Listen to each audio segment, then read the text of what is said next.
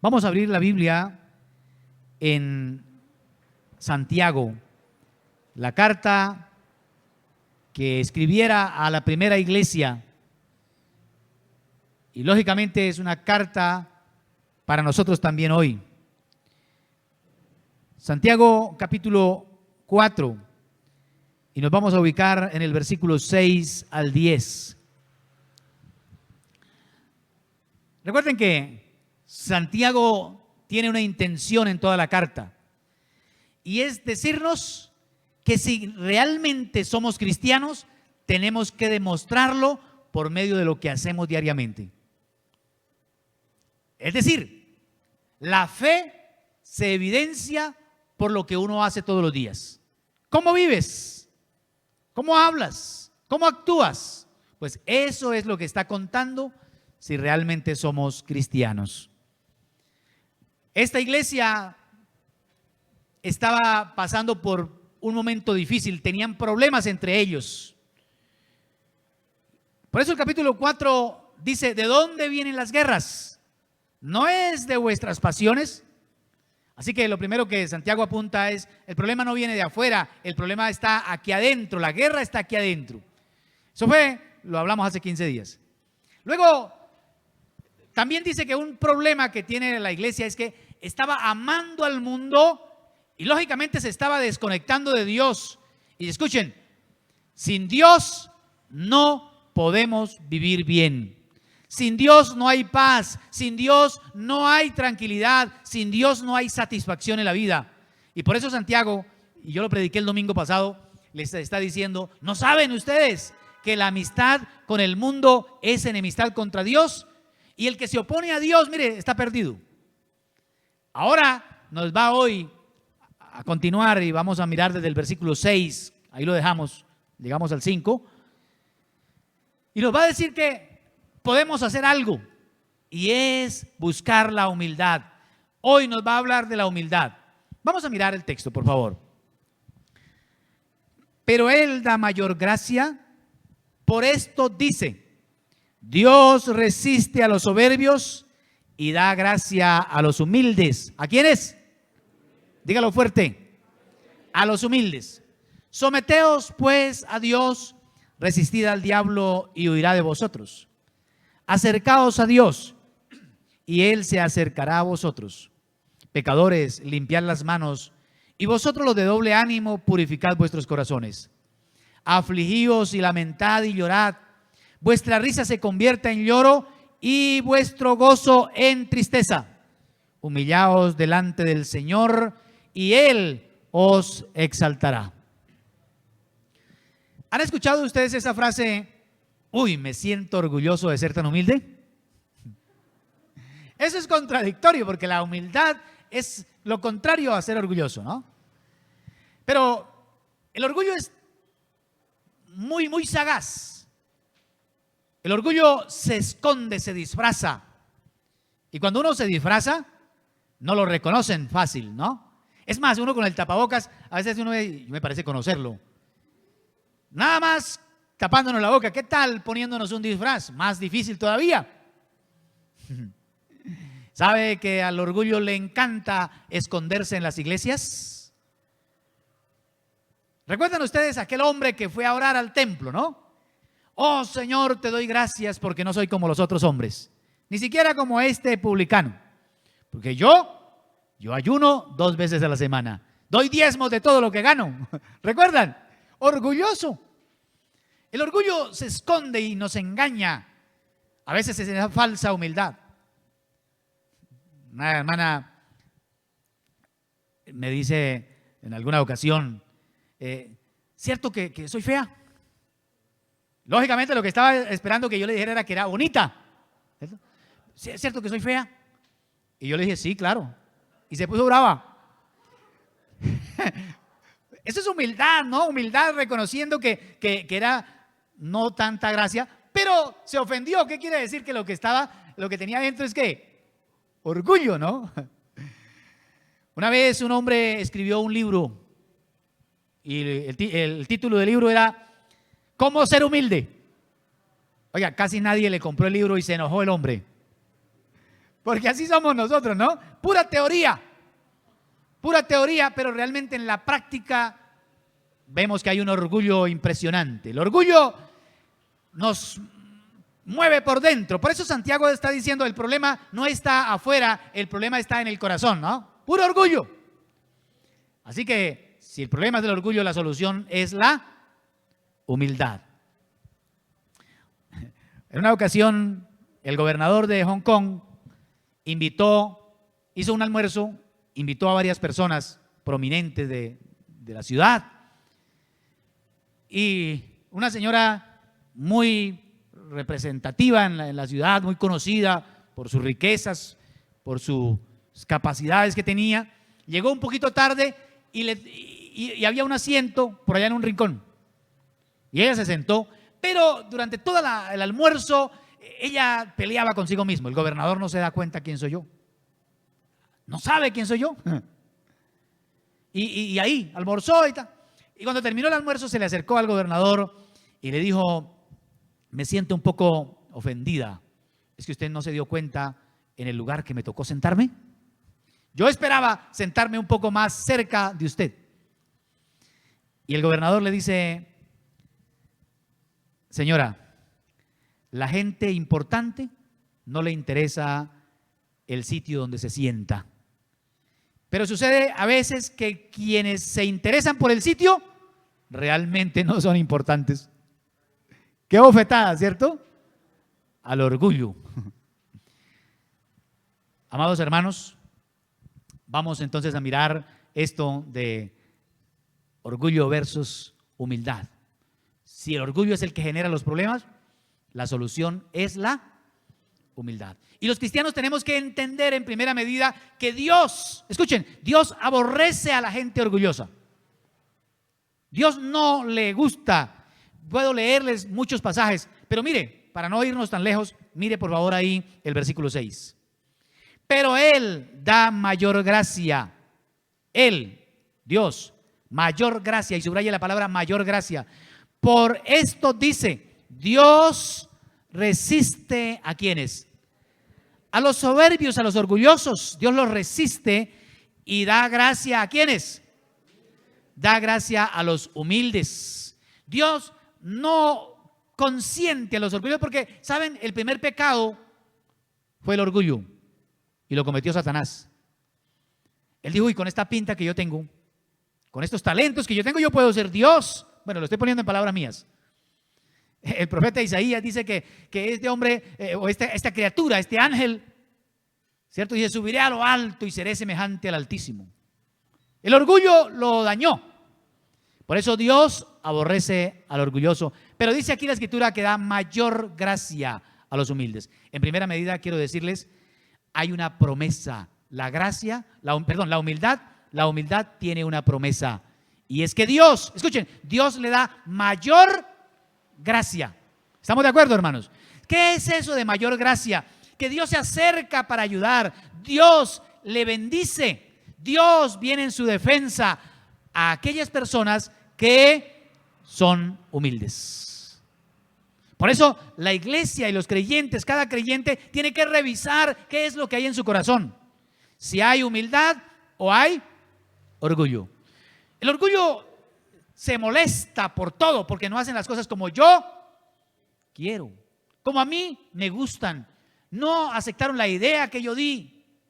Entonces el orgullo se concentra en uno, mientras la humildad está pensando en los demás. ¿Cómo ayudo a los demás?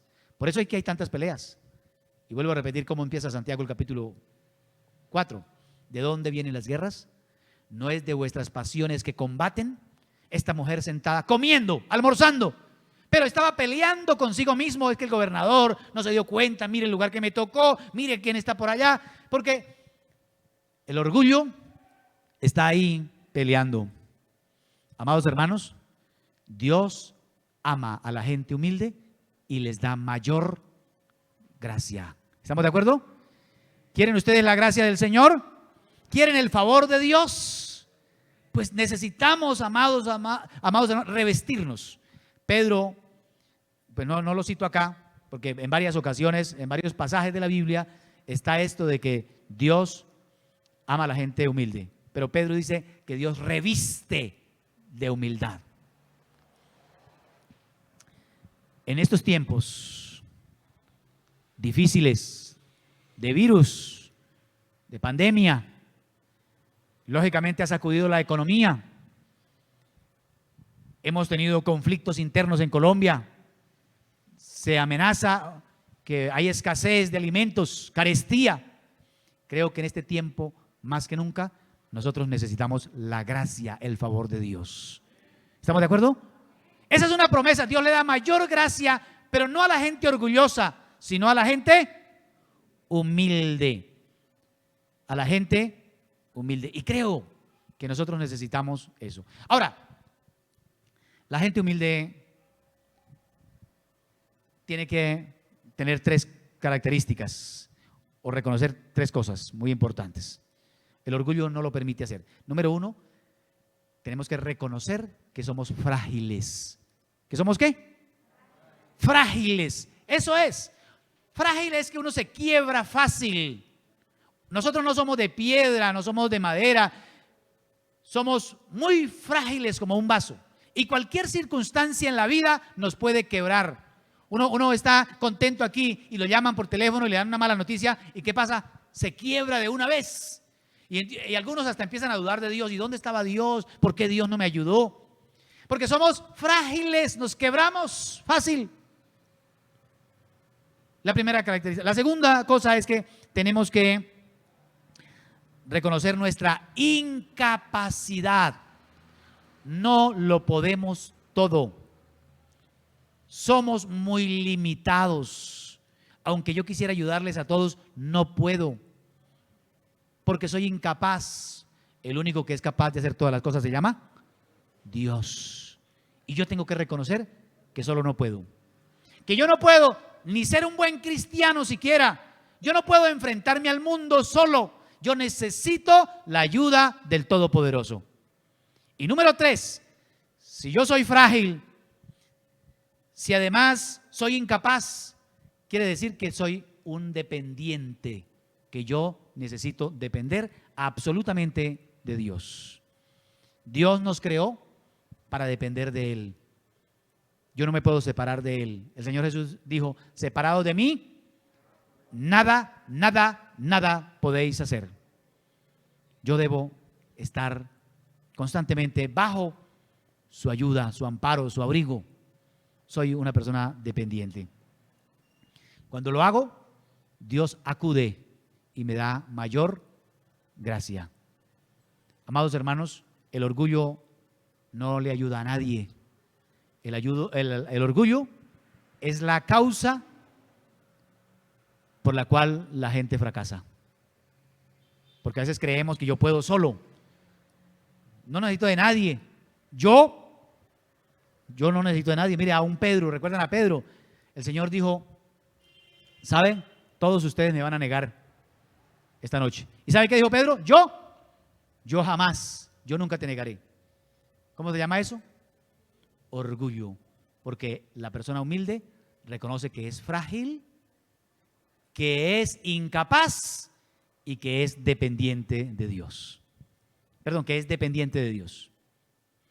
Bien, amados hermanos, creo que hoy es un llamado para acercarnos a Él. Vamos a mirar lo que dice ahora Santiago. Yo dije que el orgullo se disfraza.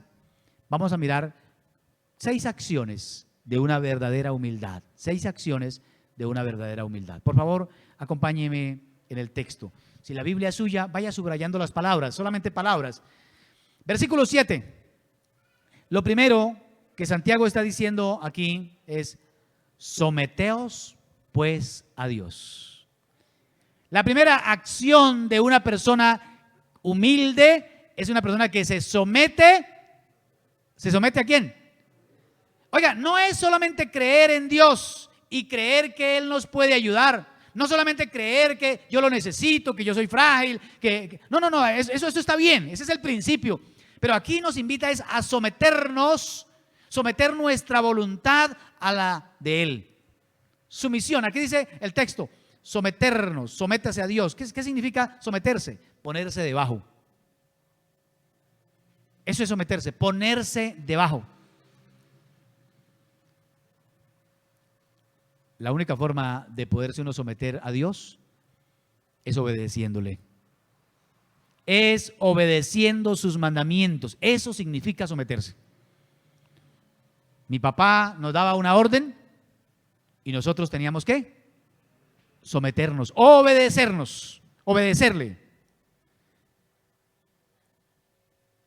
A veces decimos, no, es que si yo soy cristiano, yo busco a Dios, pero no le queremos obedecer, entonces no es verdad que estamos sometidos. Alguien que se somete a Dios es que cree que lo que Él dice es la verdad. Hay momentos que me pareciera que yo tengo la razón. Así es el ser humano. Me pareciera que como que Dios no está, no sé, dando la dirección correcta. Pero Él tiene razón y sabe lo que hace, ¿no? Eso me pasó a mí cuando yo leí la Biblia y encontré, amarás a vuestros enemigos. Y ¿cómo así que yo voy a amar?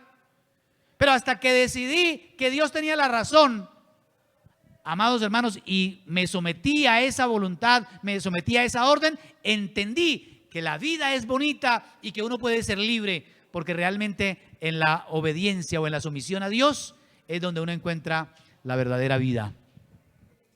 Primera característica de alguien que es humilde. La persona humilde está sometida. ¿Sabe por qué peleamos en la casa? ¿Por qué pelea hoy la gente? Porque yo soy el que quiero mandar. Aquí el que manda soy yo. No queremos someternos. Eso de someternos está hoy mandado a recoger. Cuando leemos en la Biblia, sométanse a su esposo. Yo, ¿cómo así? Someteos unos a otros. ¿Cómo así? Sométase a las autoridades. ¿Cómo así? Porque a la gente no le gusta esta palabra. Someterse. Así que, en primera medida, una persona humilde es una persona que se somete primeramente a Dios. Y cuando uno se somete a Dios, obedece a Dios, uno es capaz de obedecer a todo el mundo. Oiga, hasta la suegra la obedece uno, man. Yo le dije a mi esposa que me llamara Adán. ¿Pero por qué? Porque a Adán le obedeció a la mujer. Así soy yo. Número uno, primera acción de una persona humilde es una persona que se somete, que obedece. Que obedece. Número 2, versículo 7 mismo. Resistid ¿a quién? ¿A quién? Al diablo. Si hay alguien a quien resistirle es al diablo. No crea que hay que resistir es a la esposa. Y hay gente grosera que dice no, le dice directamente hacia la gente, Satanás. Ojo, el único que pudo descubrir que realmente estaba detrás de todo eso fue Cristo, ¿no? Ojo con eso porque a veces somos groseros, ¿no? Pero la Biblia sí nos invita a resistirle. ¿Y qué va a pasar cuando nosotros le resistimos? El texto dice que el diablo huirá de vosotros. Esta es una belleza, hermanos. Saber que cuando yo le resisto, él va a huir. ¿Y sabe cómo le resistimos? De la misma manera que Cristo le resistió. ¿Cómo? Obedeciendo la palabra de Dios. Es decir, que lo primero es la causa y aquí es la consecuencia, ¿cierto? Cuando yo me someto a Dios y le obedezco, ¿qué va a pasar? Automáticamente le estoy resistiendo y el diablo tiene que huir. Mire, la gente habla de guerra espiritual, es que estoy haciendo guerra espiritual y entonces insultan al diablo. Tengan mucho cuidado. San Judas dice que hay gente que no sabe y hace cosas que insultan a las potestades superiores. Ni siquiera el ángel Miguel se atrevió a proferir maldición, sino que lo que dijo fue: Jehová te reprenda. Eso se lo dijo al diablo, ¿cierto? Satanás, que el Señor te reprenda. Pero a veces hay mucha gente que cree que eso es hacer guerra, pero en la casa y en la calle hacen lo que quieren, no le obedecen a nadie. ¿Sabe? El diablo está feliz. Pero ¿cuándo le hago guerra? Cuando yo obedezco a Dios, porque la palabra está escrita. El diablo vino y le dijo a Jesús: mire, si tú eres hijo de Dios, convierte esas piedras en pan. ¿Y qué le respondió el Señor? Vete, Satanás, porque está escrito. Para el Señor lo más importante era lo que estaba escrito para obedecerlo. ¿Estamos de acuerdo? Hay una segunda cosa que hace un humilde y es que resiste al diablo. Usted lo resiste 1, 2, 3 veces y el diablo se va. crea la palabra, obedézcala y el diablo se va. Eso de que él persiste, no, él sabe cuándo puede encontrar cabida. Número 3, por favor, mire el versículo 8 y subraye la palabra acercaos a Dios. ¿Y qué va a pasar cuando nos acercamos a Dios? Él se acercará a vosotros. Se necesita humildad para uno acercarse a Dios, pero es una bendición. Y me gusta que el texto dice, y Él se acercará a vosotros. ¿Saben? Yo doy un paso, Dios da como 10. Viene a mi memoria la historia del hijo pródigo. Se había ido lejos y un día tomó la decisión de acercarse al padre. Me voy a ir a buscar al padre. ¿Sabe? Yo me he puesto a pensar cómo iría este muchacho, contando los pasos, lento, avergonzado por lo que había hecho. Defraudé a mi padre, no, ¿qué va a decir él? ¿Qué tal que no me reciba? Si me desprecia, si me va a echar en cara. Y no sé cuántos pensamientos cruzarían por su cabeza. Pero aún así tomó la decisión de acercarse al padre. Y dice la Biblia que él iba allá y de pronto el padre lo vio de lejos. ¿Y qué hizo el padre? Corrió, porque aunque él iba a paso lento, el padre corre. Cuando yo tomo la decisión de buscar a Dios, Dios se acerca a mí. ¿Me hago entender, hermanos? Qué belleza, acérquense a Dios. Hay gente que no le gusta ni orar, no sé por qué. Si acercarse a Dios es lo mejor que le puede pasar a uno. Yo a veces estoy cansado, pero tomo la decisión de arrodillarme y ahí le digo, Señor, aquí estoy. No vengo a pedirte nada, vengo a decirte que te necesito, quiero acercarme a usted. Porque esa es otra cosita que quiero decirles. A veces decimos, no, es que yo voy a acercarme a Dios. Pero no, nos estamos acercando a lo que Él tiene.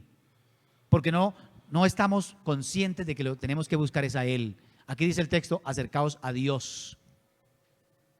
Y Él se acercará a vosotros. Acerquémonos. Yo creo que debemos ser como David. En el Salmo, hay un salmo que dice, una cosa le he pedido al Señor, que esté yo en la casa de Jehová todos los días de mi vida para inquirir en su templo y para contemplar su hermosura. ¿Para qué? Me imagino a David enamorado, como aquel que mira, admirando la belleza del Señor, contemplando. Él no fue a decirle, Señor, si vengo que me dé esto, que me dé aquello. No, era para contemplar la hermosura de Dios. Una persona humilde es una persona que se acerca a Dios. Sigamos. Número 4. En el versículo 8 mismo dice, pecadores, limpiad las manos. Y los de doble ánimo, esos que andan por allá en el mundo y quieren ser amigos de Dios, dice, purificad vuestros corazones. Yo creo que aquí nos está invitando a una rectificación de acciones, a rectificar, a cambiar, hermanos. No solamente a pedir perdón y no cambiar. Como el hombre que golpeaba a la mujer y la mujer lo demandaba y ella le decía, perdóneme, yo no lo vuelvo a hacer. Pero cuando volvía a emborracharse otra vez le volvía a pegar. Nunca había rectificado sus acciones. Y aquí el texto nos está invitando a hacer lo mismo, ¿no? Que hay cristianos que dicen, perdóname, Señor, y al otro día, perdóname, Señor, por lo mismo. Aquí nos invita el texto, pecadores, limpiad las manos. Habla de limpiar las manos. Parece que nos invita a limpiar las acciones. Con las manos se hacen las cosas. Y luego dice, purificad vuestros corazones, porque con el corazón se salen las intenciones. Todo eso hay que revisarlo, hermanos. Habla de rectificar nuestras acciones. Una persona humilde siempre querrá restituir, arreglar, cambiar. El orgulloso dice, no, eso no fue nada. Pues no era tampoco para tanto, ¿no? Porque a veces no dimensionamos lo que viene ahora. Versículo 9, vamos a mirar la quinta acción. Afligíos y lamentad y llorad, vuestra risa se convierta en lloro y vuestro gozo en tristeza. ¿Sabe que hay una quinta acción que hace una persona humilde? Y es lamentarse por haber pecado, por haber hecho mal. Lamentarse es dolerse. Wow, yo cómo hice ese daño, cómo ofendí a esa persona, pero sobre todo cuánto le duele a Dios. ¿Cómo voy a ofender yo a Dios? Hay que lamentarse. Hay gente que peca y le pide perdón a Dios, pero no han sentido el dolor, porque es que no hemos dimensionado que cuando pecamos lo defraudamos, lo entristecemos, le hacemos doler el corazón. Muchos han creído que pecar es algo fácil. No, yo luego peco y le pido perdón a Dios. Hermanos, ¿cómo afectamos el corazón del Señor? Y aquí nos invita a lamentar y a llorar por el pecado. Es que si uno no le duele haber pecado, tampoco hay arrepentimiento. Y por último, mire lo que dice el versículo 10. Humillaos delante del Señor y Él os exaltará. Hay otra cosa que debemos hacer y que hace un humilde, por eso la palabra humillaos, que tiene que ver con la humildad, es ponerse al nivel de la tierra. Humillarse es rebajarse, postrarse, no engrandecerse, no. Humillarse es alguien que se tira al suelo porque reconoce que es lo más bajo que hay.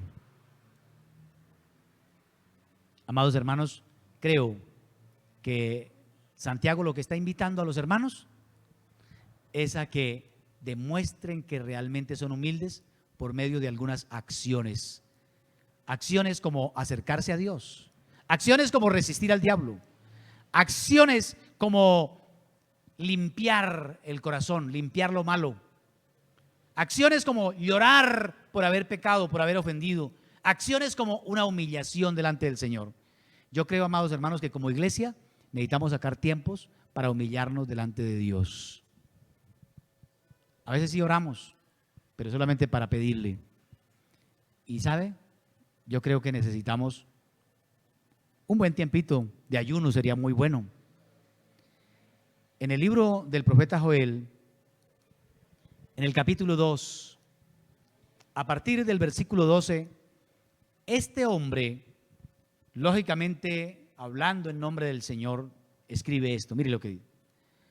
Por eso pues ahora dice Jehová, convertíos con todo vuestro corazón, con ayuno, lloro y lamento. Rasgad vuestro corazón y no vuestros vestidos. Convertíos a Jehová vuestro Dios, porque misericordioso es y clemente, tardo para la ira y grande en misericordia, y que se duele del castigo. Yo creo que lo que estamos pasando hoy es un castigo para la humanidad. Si la gente pudiera humillarse delante de Dios. Luego dice el versículo 14, ¿quién sabe si se volverá y se arrepentirá y dejará bendición tras de él? Esto es ofrenda y libación para Jehová nuestro Dios. Luego invita, tocad trompeta en Sión, o campanas o lo que sea. Tocad trompeta en Sión, proclamad ayuno, convocad asamblea. Reunid al pueblo, santificad la reunión, juntad a los ancianos, congregad a los niños y a los que maman. Salga de su cámara el novio y de su tálamo la novia. Entre la entrada y el altar lloren los sacerdotes, ministros de Jehová, y digan ¿qué? Perdona, oh Jehová, a tu pueblo, y no entregues al oprobio tu heredad, para que las naciones se enseñoreen de ella. Porque han de decir entre los pueblos, ¿dónde está su Dios? Luego dice el versículo 18, y Jehová, solícito por su tierra, perdonará a su pueblo. Creo que sí hace falta que el pueblo se humille, no para echarle la culpa a Dios, ni para decretar, ni para hacer cosas que no es la oración, sino para humillarnos delante de Él y reconocer que los que hemos pecado somos nosotros. Dios en su justicia, y es parte de la misericordia, ha tenido que castigar a la humanidad por sus malas acciones, para invitarnos al arrepentimiento. Amados hermanos, creo que Dios está buscando en el corazón de todos nosotros y quiere encontrar humildad en vez de orgullo. Le dije al inicio que el orgullo se esconde y a veces en una falsa, muy falsa humildad. Es que yo soy cristiano, yo ayuno, yo doy diezmo, yo hago. Y hermanos, no reconocemos nuestras faltas y echamos la culpa a los demás. Por eso Santiago dice, las guerras no vienen de afuera, las guerras vienen de adentro. La señora sentada comiendo y peleando sola. Y así somos nosotros. Por eso creo que es momento para orar y para humillarnos delante del Señor. Dios Todopoderoso, Padre eterno, tú eres justo y verdadero. Sus caminos son rectos. Tus juicios son rectos. Gracias porque no nos has pagado como merecen nuestros hechos. No nos has castigado como debiera ser. Porque hemos dejado tus mandamientos. No hemos tenido en cuenta que tú has dicho no matarás, que tú has dicho que no robarás, que tú has dicho que no debemos odiar, que tú has dicho que debemos perdonar, que has dicho que debemos ayudarnos unos a otros, que has dicho muchas cosas, Señor, y no las hemos tenido en cuenta. Por eso el mundo está en guerra. Por eso hoy vemos tantas cosas. Pero creo que tú nos estás llamando a nosotros como iglesia a la humildad, a que revisemos nuestro corazón y que saquemos, que limpiemos nuestro corazón, que limpiemos nuestras manos, que quitemos todo aquello que nos puede engañar. Señor, te ruego que nos ayudes, porque sin ti no podemos, somos frágiles, somos impotentes ante muchas cosas y realmente somos dependientes de ti. Y hoy te pido, Padre mío, que vengas a ayudarnos, porque sin ti no puedo. Sin ti no puedo, Señor, continuar adelante. El mundo es fuerte, las pruebas son fuertes, las situaciones que vivimos son fuertes y te necesitamos, Señor. No sé si los que están aquí en casa pueden ponerse de pie, por favor, un momentico y levantar sus manos a Dios y decirle: Señor, te necesito a ti.